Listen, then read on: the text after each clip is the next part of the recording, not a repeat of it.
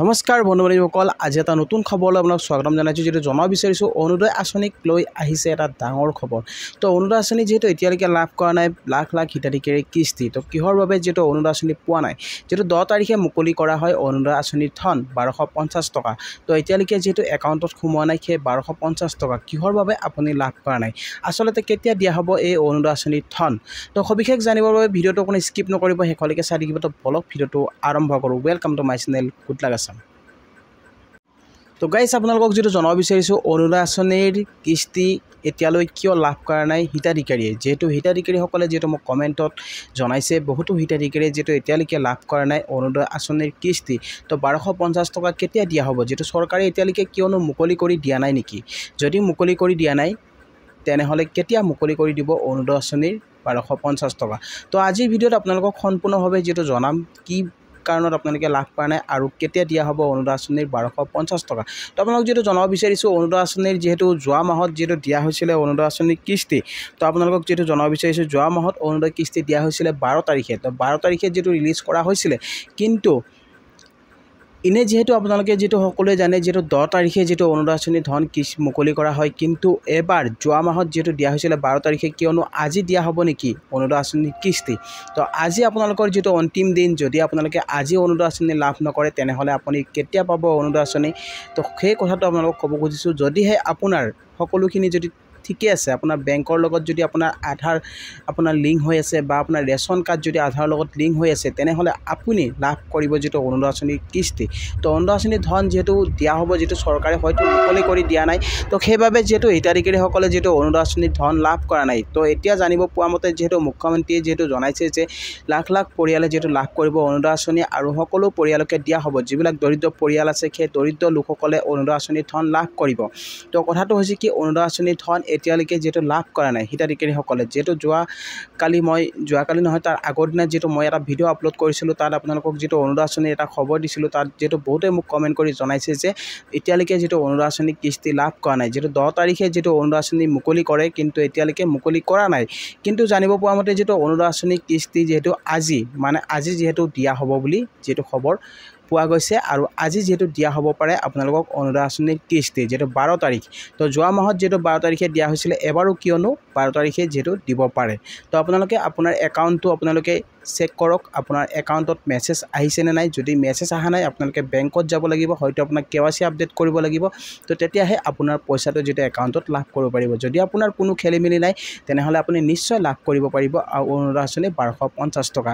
তো এতিয়া জানো আহক নতুন হিতাধিকাৰীসকলে কেতিয়া লাভ কৰিব অৰুণোদয় আঁচনি। নতুন হিতাধিকাৰীসকলৰ যেহেতু পূৰ্বতে যেহেতু কৈছিলে, যেহেতু পূৰ্বতে যিসকলে লাভ কৰিছিলে সেইসকলে লাভ কৰি থাকিব, কোনো প্ৰব্লেম নাই। কিন্তু নতুন হিতাধিকাৰীসকলে এবাৰ পাবনে নাপায়। তো নতুন হিতাধিকাৰীসকলে যেটো যোৱা মাহত যেটো বহুতে লাভ কৰিছিলে কিন্তু কিছুমানে লাভ কৰা নাই, যিসকলে লাভ কৰা নাই তো সেইসকলে কেতিয়া লাভ কৰিব। তো সেই কথাটো হৈছে কি আপোনাৰ যদি ভেৰিফিকেশ্যন প্ৰক্ৰিয়া যদি সম্পূৰ্ণ হৈ গৈছে, আপোনাৰ যদি লিষ্টত নাম আছে, তেনেহ'লে আপুনিও লাভ কৰিব পাৰে অৰুণোদয় আঁচনিৰ কিস্তি।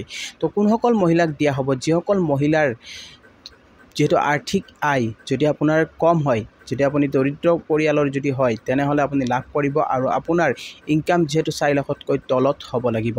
আৰু বহুতো হিতাধিকাৰীৰ নাম যেহেতু এবাৰ কৰ্তন হৈছে, কিয়নো অৰুণোদয় আঁচনিৰ পৰা নাম বাদ পৰিছে বহুতো হিতাধিকাৰী। তো কিহৰ বাবে চাওক, এতিয়া যেটো মুখ্যমন্ত্ৰীয়ে যেটো জনাইছিলে আগতে, যেটো এটা নিউজত যেটো জনাইছে যে মুখ্যমন্ত্ৰীয়ে কৈছে যে বহুতো হিতাধিকাৰীৰ যেহেতু সকলোৰে যেটো মোবাইল নম্বৰ যেটো খেলিমেলি হৈ থকাৰ বাবে অৰুণোদয় আঁচনিৰ পৰা নাম বাদ পৰিছে বা সেইসকলে লাভ কৰা নাই। যদি আপোনাৰ মোবাইল নম্বৰটো খেলিমেলি হৈ আছে তেনেহ'লে আপুনি অফিচত যাই আপুনি যোগাযোগ কৰিব লাগিব। আপোনাৰ নম্বৰটো কি নম্বৰ দিছিলে সেই নম্বৰটো আপোনালোকে আপ টু ডেট কৰক। যদি আপোনাৰ মোবাইল নম্বৰটো খেলিমেলি হৈ থাকে তেনেহ'লে আপুনি লাভ নকৰে, কিয়নো মুখ্যমন্ত্ৰীয়ে জনাইছে যে বহুতো মহিলাৰ যেটো মোবাইল নম্বৰ যেটো খেলিমেলিৰ বাবে যেহেতু কিছুমানৰ নাম বাদ পৰিছে বা সেইসকলে লাভ কৰা নাই। আৰু যিসকলে পাই আছে সেইসকলে পাই থাকিব। যদি আপোনাৰ কোনো সমস্যা নাই, আপোনাৰ যদি ভেৰিফিকেশ্যন সম্পূৰ্ণ হৈ আছে, আপোনাৰ মোবাইলত যদি মেছেজ আহি আছে, তেনেহ'লে আপুনি নিশ্চয় লাভ কৰিব অৰুণোদয় আঁচনিৰ ধন। তো এতিয়া জানো আহক অৰুণোদয় আঁচনিৰ ধন কেতিয়া দিয়া হ'ব, যেটো আজি 12 তাৰিখ।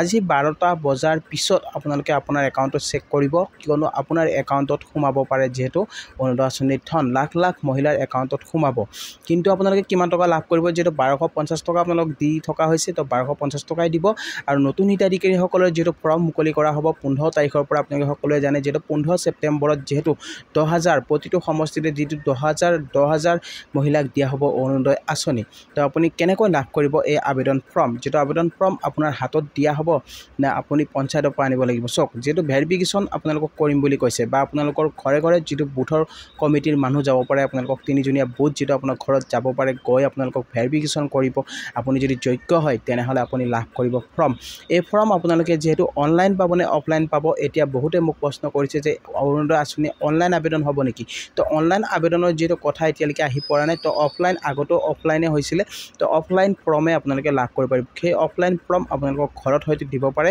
আপোনাৰ কমিটিৰ মানুহে আৰু নহয়তো আপোনালোকে পঞ্চায়ত অফিচত হয়তো আপোনালোকে আনিব যাব লাগিব পাৰে কিয়নো দিয়া হ'ব পাৰে আপোনালোকক ফৰ্ম তো গাইছ আপোনালোকক যেটো জনালো অৰুণোদয় আঁচনি যেটো লাখ লাখ মহিলাৰ বাবে যেটো ভাল খবৰ আজি আপোনালোকে বাটচক যেটো এইকেদিন আপোনালোকে ৰখিলে যেটো 10 তাৰিখে যেটো অৰুণোদয় আঁচনি দিয়া হয় কিন্তু 10 তাৰিখে কিয় দিয়া নহল এতিয়া যেটো মুখ্যমন্ত্ৰীয়ে যেটো যোৱা মাহত 12 তাৰিখে ৰিলিজ কৰিছে অৰুণোদয় আঁচনি এবাৰো কিয়নো আপোনালোকক 12 তাৰিখ আজি যেটো 12 তাৰিখ আজি হয়তো আপোনালোকৰ একাউণ্টত সোমাব পাৰে আজি আপোনালোকে চাই লওক আৰু যদি আপোনাৰ একাউণ্টত পইচাটো নাহে তেনেহলে আপুনি 24 ঘণ্টাৰ পৰা যেটো 48 ঘণ্টা আপুনি ওয়েট কৰি দিব আপোনাৰ বেংকত পইচাটো আহিবলৈ যেটো টাইম লাগি যায় তো কেতিয়াবা কি হয় আপোনালোকৰ বেংকত যেটো পইচাটো আপোনাক পঠিয়াই দিয়ে বা আপুনি মেছেজ নাপায় তো তেনে ক্ষেত্ৰতো আপোনালোকৰ যেটো প্ৰবলেম হয় তো আপুনি কেৱাইচিটো আপোনালোকে আপডেট কৰক আপোনাৰ কেৱাইচিটো যদি ঠিকে থাকে তেনেহলে আপোনাৰ প্ৰবলেম নাই আপুনি নিশ্চয় লাভ কৰিব অৰুণোদয় আঁচনিৰ পইচা আৰু যেটো আপোনালোকৰ বাবে ভাল খবৰ লাখ লাখ মহিলাই যেটো লাভ কৰিব এবাৰ অৰুণোদয় আঁচনি যেটো 20 লাখ মহিলাক দিয়া হ'ব আৰু প্ৰতিটো সমষ্টিৰ পৰা যেটো